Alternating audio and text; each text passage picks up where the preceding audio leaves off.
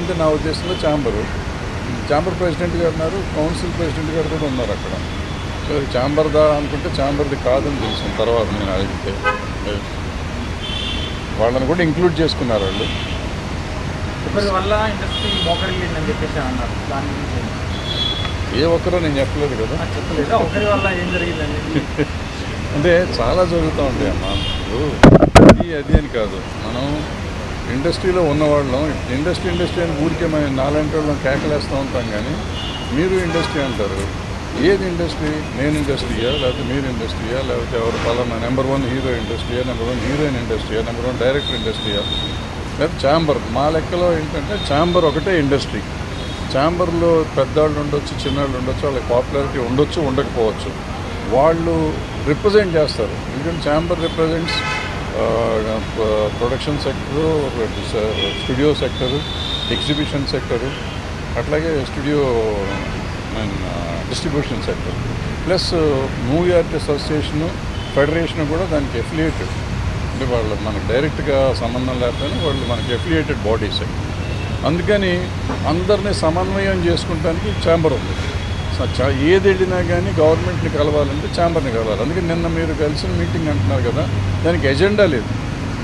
దానికి ఒక ఎజెండా ఉందంటే ఛాంబర్ పెట్టుంటుంది. అంటే మనం ఇండస్ట్రీ కలిసినట్టు.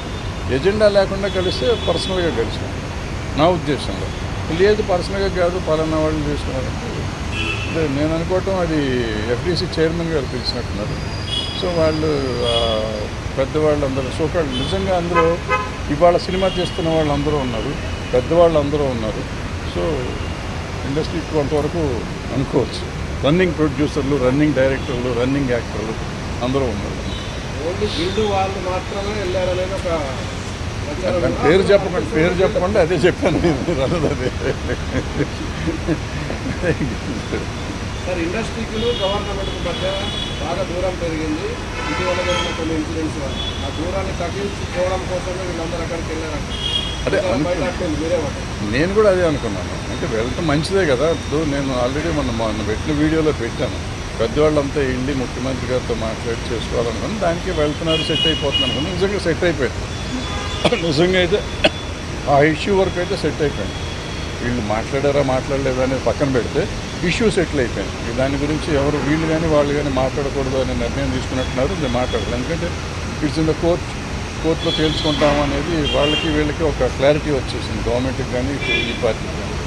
సో ఇక దాని గురించి క్లోజ్ అయిపోయింది. ఓ సంతోషం ఏంటంటే ఆ గొడవ వదిలిపోయింది కదా, ఇంకే గొడవ కొత్త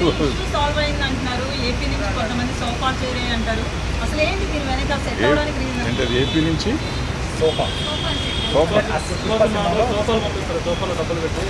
నేను సినిమా చూడలేదు. మన ఊరిలో తెలియని అడిగితే నాకు కంగారు పడతాం. ఇప్పుడు రేవంత్ రెడ్డి గారు గద్దర్ అవార్డ్స్ అని ప్రకటించారు. ఆ పేరు ఇష్టం లేకనే చాలామంది దూరంగా ఉన్నారు ప్రభుత్వానికి, ఇండస్ట్రీ వాళ్ళని చెప్పి. ఎవరు దూరంగా ఉన్నారు, ఎవరి దగ్గరగా ఉన్నారు? ఇప్పుడు నేను అందరూ వెళ్ళారు. అంతకుముందు గద్దర్ అవార్డ్స్ ఉన్నప్పుడు మేము కొంతమంది వెళ్ళాము. మేము ఇండస్ట్రీయా, నిన్న వెళ్ళిన వాళ్ళు ఇండస్ట్రీయా, లేకపోతే ఉన్న ఛాంబర్ ఇండస్ట్రీయా, ఇట్లన్నీ మాట్లాడుకుంటూ పోతే అనవసరం. ఇప్పుడు మనం దేన్నన్నా పెంచుకుంటూ పోదాం అనుకుంటే పెంచుకున్నా వచ్చేది ఏం లేదు. ఇప్పుడు అల్టిమేట్గా ఇవాళ సినిమా తీసే వాళ్ళది ప్రాబ్లమ్.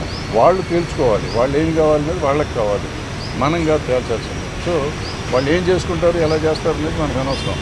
ఇప్పుడు నిన్న వెళ్ళిన వాళ్ళైనా, మొన్న మేము గద్దర్ అవార్డ్స్ అని చెప్పి మీటింగ్ పెడితే అలాంటి వాళ్ళు మేము వెళ్ళిందైనా కానీ మేము ఎవరూ సాల్వ్ చేయలేం. ఒక సలహా ఇవ్వగలం ప్రభుత్వానికి. ప్రభుత్వం ఆలోచించే విధానం ఏముంటే ఆ విధానం ప్రకారం పనులు ఉంటాయి. బెనిఫిట్ షోలు ఉంటామని ముఖ్యమంత్రి స్పష్టంగా చెప్పారు. నిజంగా బెనిఫిట్ షోలు అవసరం అంటారా? టికెట్ రేట్ అవసరం అంటారా? అంటే ఇది నేను 15-20 ఏళ్ళ నుంచి చెప్తున్న, బెనిఫిట్ షో అనేది వెయ్యకూడదు. ఇది ప్రీమియర్ షోలు వెయ్యొచ్చు. ప్రీమియర్ షోలు మేము వేసేవాళ్ళం. నేను మొగుడు కావాలి లాంటి సినిమాకి దగ్గర 20-25 ప్రీమియర్ షోలు వేసాను ఫ్రీగా. అక్కడ మా జనానికి మెడ్రాస్లో ఉన్న వాళ్ళందరికీ చూపించేసాను సినిమా. ప్రీమియర్ షో అంటే ఆల్మోస్ట్ ఫ్రీగా చేసేవారు. ఇప్పుడు ప్రీమియర్ షోలు అంటే దాన్ని డబ్బులు చేసుకున్నారు, దాన్ని క్యాష్ చేసుకున్నారు. అది మొన్న అంతకుముందు వీడియోలో నేను పెట్టాను. మనకి సినిమాకి తేడా వచ్చేది ఒక 100 కోట్లు. హిట్ సినిమాకి, ఫ్లాప్ సినిమాకి అయితే ఫ్లాప్ అయితే ఏ రూపాయి తేడా రాదు. టికెట్ రేట్ పెంచినా తేడా రాదు, టికెట్ రేట్ తగ్గించినా తేడా రాదు. సో ఈ పెంచిన 100 కోట్లు వచ్చిందంటే 1000 కోట్లు చేస్తున్న సినిమా. 1000 కోట్లు చేసిన సినిమాకి 100 కోట్లు తగ్గితే కొంపే మనది. ఎందుకంటే ఇలా 500 కోట్లు మించి సినిమా తీయలేం మనం, ఎంత ఖర్చు పెట్టినా కానీ. అంటే 1000 కోట్లు చేస్తే 500 కోట్లు ఆల్మోస్ట్ ప్రాఫిట్ ఉంటుంది. 100 కోట్లు తగ్గిన 400 కోట్లతో సాటిస్ఫై అవ్వమా, లేదు ఈ 100 కోట్లు కూడా ఆంధ్ర తెలంగాణ ప్రజల మీద వెయ్యాలా అనేది ఆలోచించుకోవాల్సింది పబ్లిక్ ఆలోచించాలి, ప్రొడ్యూసర్లు ఆలోచించాలి, ఆర్టిస్టులు ఆలోచించాలి, డైరెక్టర్లు ఆలోచించాలి.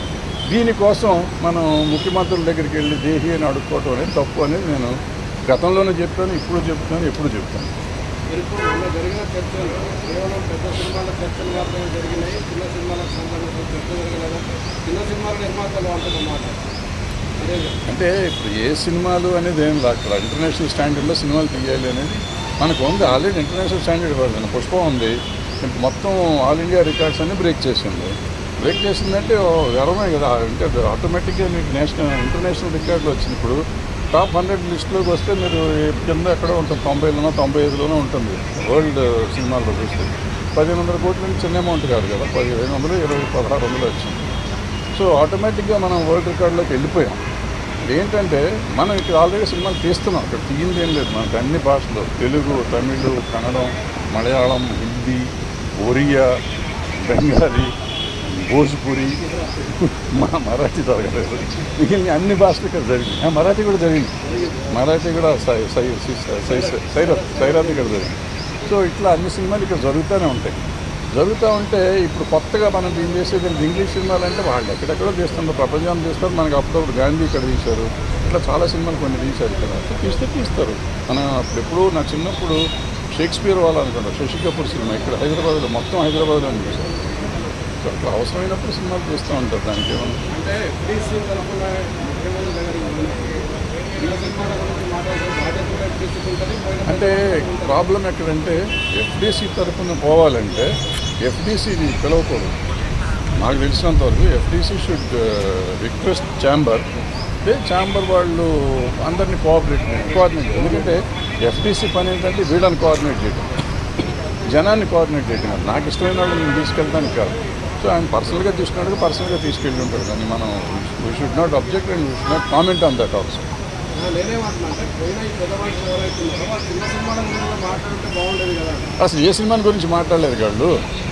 మీరు మాట్లాడి ఉంటే నువ్వు దాని గురించి మాట్లాడాలా, దీని గురించి మాట్లాడాలి. ఏది మాట్లాడారు, ఆయన చెప్పారు, వీళ్ళు విన్నారు, మీరు బ్రహ్మాండంగా చేస్తున్నారు సార్ అన్నారు, అయిపోయింది. అంత మట్టుకే కార్డియల్ రిలేషన్షిప్ కోసం వెళ్ళినట్టు అనిపించింది నాకు. ఆయనకి నాలాంటి వాళ్ళు పని లేని వాళ్ళు చాలామంది కూర్చొని ఇక్కడ ఐస్ ఉంది, కంపు మునిగిపోయింది, ఐస్ బ్రేక్ చేయాలి ఎవడన్నా అని అంటే బ్రేక్ చేస్తాను వెళ్ళారు, బ్రేక్ చేస్తారు, ఐస్ బ్రేక్ అయిపోయింది, హ్యాపీగా ఉన్నారు అందరూ. ఏపీలో సినిమా ఇండస్ట్రీకి ఉన్న బాగానే ఉంటుంది. ఎప్పుడు వెహికల్ ఏముంటుంది అంతా బాగానే ఉంటుంది. కానీ వాళ్ళ కోపం వస్తే వాళ్ళు కూడా టికెట్ రేట్లు పెంచమంటారు అంతే మ్యాక్సిమం.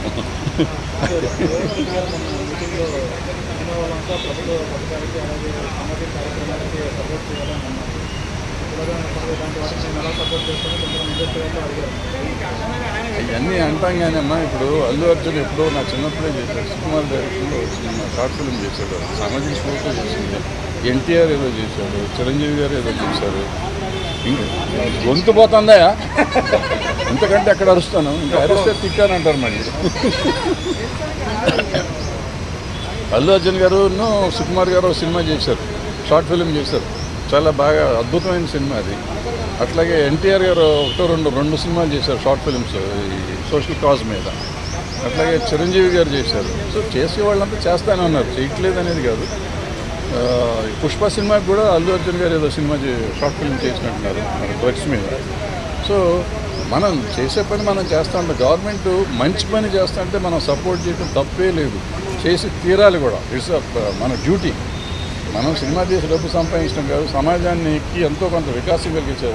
1 minute 1 second మనం 1 minute మాట్లాడితే కొంప మునిగేది ఏం లేదు, చేసి తీరాలి. వాళ్ళు అడిగా అసలు నేను రేవంత్ రెడ్డి గారు పెట్టినప్పుడు నేను ఫస్ట్ అబ్జెక్ట్ చేశాను. అబ్జెక్ట్ అంటే నేనేమన్నానంటే మీరు సినిమా తీసినప్పుడు చేయండి అన్నారు. అది నేను అబ్జెక్ట్ చేసి ఆ రోజు చేసి ఈరోజు కూడా చెప్తున్నాను. సినిమా తీసినప్పుడు కాదు, ప్రతి ఆర్టిస్టు దీని గురించి చేసేయండి ఒకసారి. సినిమాకి ఎందుకు చేయాలో చేసుకోండి, ఏ సినిమాకి ఆ సినిమా కావాల్సింది చేసుకుంటా ఉండండి అని నా ఉద్దేశం. ఎందుకంటే అందరూ బాధ్యత ఉండాలి. నా సినిమా ఒక 4 ఏళ్ళు రిలీజ్ అవ్వలేదు అనుకోండి, నేను చెయ్యక్కర్లేదా? నేను కూడా చెయ్యాలి అనేది నా పాయింట్.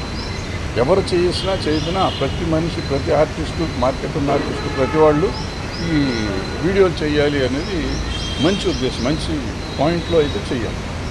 అనవసరమైనటికి చేయక్కర్లేదు, అవసరమైనటికి చెయ్యాలి.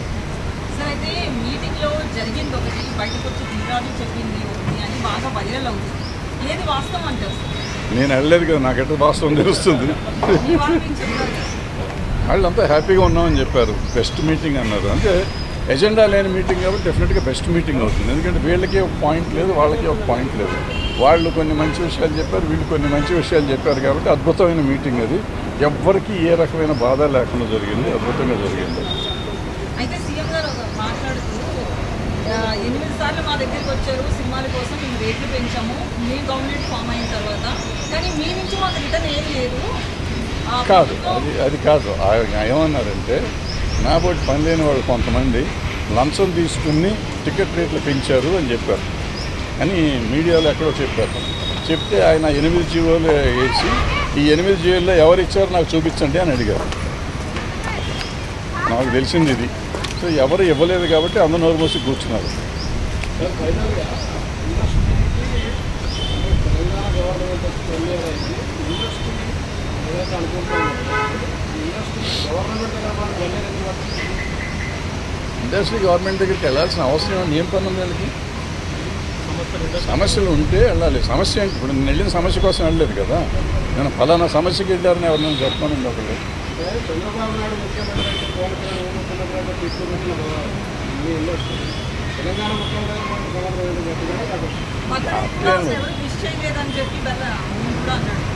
అమ్మ ఎప్పుడు ఎవరిని విష్ చేయమమ్మా. ఇప్పుడు ఊరికి అనవసరంగా వాళ్ళకి చేశారు, వీళ్ళకి చేశారు, వీళ్ళకి చేయలేదు, వాళ్ళకి చేయలేదు మనం అంటే ఇంతకుముందు ఎప్పుడు ఎన్టీ రామారావుకి చేశారా, నాగేశ్వరరావుకి చేశారా, సోమబాబు చేశారా, కృష్ణ గారికి చేశారా, చిరంజీవి గారికి చేశారా, బాలకృష్ణ గారికి చేశారు. ఎవరికి చేసాము? ఎవరు చేయలేదు. వాళ్ళు చేయలేదు, వీళ్ళు చేయలేదు. అంటే జనరల్గా ఇప్పుడు ఏమైపోయిందంటే ప్రతిదాన్ని మనం ఎక్కువ భూతద్దంలో చూడటం మొదలెట్టాం. అంతే తప్ప పలానా వాళ్ళు చేశారు, పలానా వాళ్ళు చేయలేదు అనేది ఏం లేదు. ఇప్పుడు ఏమైంది, బేసిక్గా చాలా వరకు సెక్షన్ అయిపోయింది. ఒక వర్గం, ఒక పొలిటికల్ పార్టీ సైడ్స్ వెళ్ళిపోయింది జనం. సో నేను ఒక పొలిటికల్ పార్టీలో ఉన్నాను అనుకోండి, మా నాయకుడికి నేను హ్యాపీ బర్త్డే చెప్తాను. ఇక్కడ ఈ పార్టీ ఉంటే ఇక్కడ చెప్తూ ఉంటారు. ఇప్పుడు ఈయనకి కావాల్సిన వాళ్ళు వీళ్ళకి చెప్తారు, వాళ్ళకి కావాల్సిన వాళ్ళు చెప్తూ ఉంటారు. అంతే తప్ప అందరూ చెప్పారు ఇది ఇండస్ట్రీ అనుకుంటే కాదు. హైదరాబాద్లో గవర్నమెంట్తో ఇబ్బందులుగా ఆలోచనలు అక్కడ నాకు తెలిసి ఏం జరగలేదు. ఎవరిని వెళ్తే హ్యాపీగా వెళ్ళి రావచ్చు, తప్పేం లేదు. పంపేం మునిగింది ఇప్పుడు. అంటే ఇక్కడ ఏమీ జరగదు. మొత్తం ఇండస్ట్రీ అంతా ఇక్కడ ఉంది. ఇవాళ ఇక్కడి నుంచి ఎవరిని వెళ్ళాలంటే మనకు అక్కడి నుంచి ఇక్కడ తీసుకొస్తాను 40 ఏళ్ళు పైన పట్టింది మాకు. వీళ్ళు ఇక్కడి నుంచి వెళ్తామంటే వాళ్ళు ఎట్లాగో ఉంటుంది అక్కడ. సినిమా అక్కడ తీసుకున్నా ఉండలేము. ఆంధ్రాలో మనకు కొన్ని కావాలంటే సముద్రం కావాలంటే ఇక్కడ వేలేం కదా, అక్కడికి వెళ్ళి తీస్తాము. అట్లా కొన్ని చోట్ల ఇంతకుముందు గోదావరికి వెళ్ళి పొలాలు కావాలంటే అక్కడ వెళ్ళేవాళ్ళని. ఇవాళ సస్యశ్యామలోనే ఉంది తెలంగాణ, ఇక్కడే తీస్తున్నాం పొలాలు కూడా. సో ఇట్లా అవసరమైతే వెళ్తాం. ఏమో మీలాంటి గొప్ప వాళ్ళు ఎవరిన సముద్రాన్ని ఇక్కడ తీస్తే సముద్రం కూడా ఇక్కడ తీస్తాం.